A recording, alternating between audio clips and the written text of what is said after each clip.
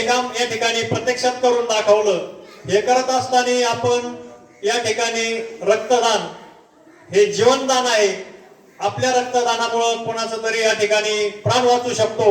आपण असाही उपक्रम या ठिकाणी आताही घेतला। 3ही वर्धापन दिन या ठिकाणी आपण ज्या वर्षी साजरे केले त्या ठिकाणी घेतले। त्या ठिकाणी उत्स्फूर्त असा प्रतिसादही या कार्यक्रमाला मिळाला।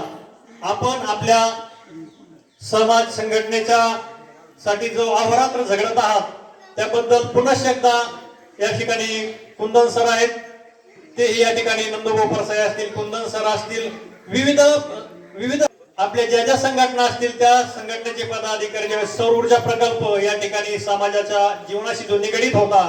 आपण नेवासा या ठिकाणी उपोषणासाठी बसलात। आपण विचार न करता, आपल्या जीवनाचा विचार न करता उपोषण करणं एवढं सोपं नाही। आपण वेगवेगळे कार्यक्रम घेतो, वेगवेगळे उपोषण करतो, म्हणजे आपण या ठिकाणी अमरण उपोषणासाठी बसला होता। तो प्रश्न या ठिकाणी संपूर्ण समाजाचा होता।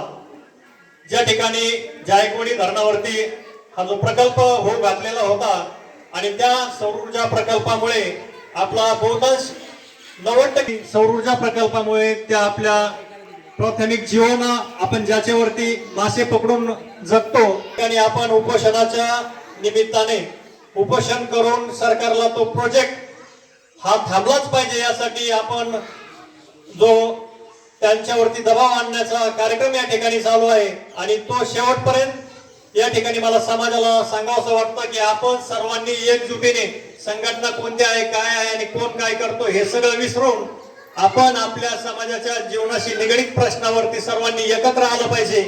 हीच मी या ठिकाणी आपल्या समाजाला कळकळीची विनंती करतो। या कार्यक्रमासाठी प्रोत्साहित होऊन आपण जो